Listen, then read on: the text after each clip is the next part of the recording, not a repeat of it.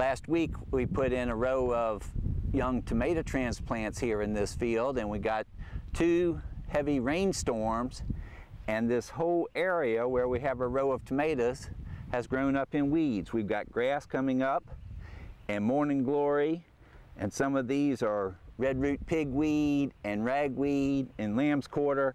So we've got to get all of this under control.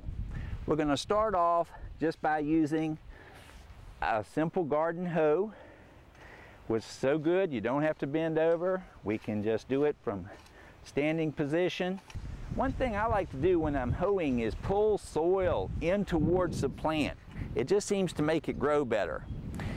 And any weeds that were not controlled by the hoe should be right close to the plant, should be pulled by with your fingers real quickly. If you just put a little bit of hay or straw around the base of a plant, that encourages grass to grow. To really get some good weed control, I like to use a thick layer of the straw. What we're trying to do is block the sunlight from the soil so those weeds can't possibly grow.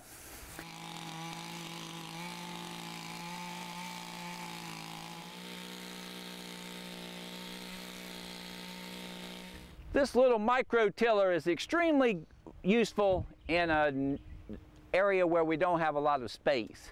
If you're trying to till weeds in a backyard walled-in garden or beside a sidewalk, even with flowers and vegetables, it's very useful. It is so light, it weighs about 40 pounds, that you can just pick it up and go anywhere with it.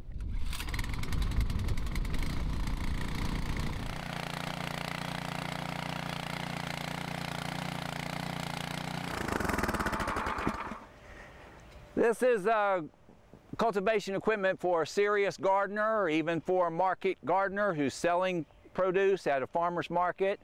And they last for years if it's properly maintained. It saves a huge amount of work in cultivation of weeds. It can also be used in the spring to prepare a garden for planting, and it can be used in the fall to prepare a good seed bed for winter annual cover crops such as clover and rye that gardeners might want to plant.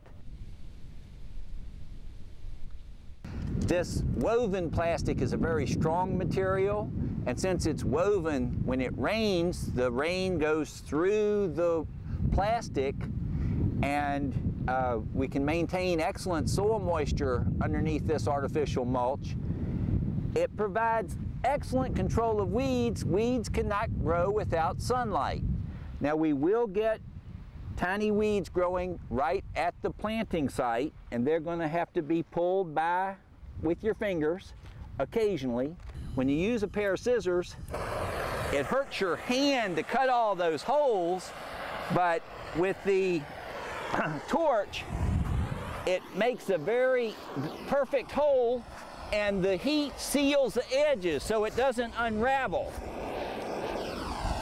Whatever weed control challenges that you're facing, if you ever are not sure exactly the best way to handle them, I think you ought to contact your local cooperative extension office. This has been Andy Hankins. See you next time on From the Ground Up.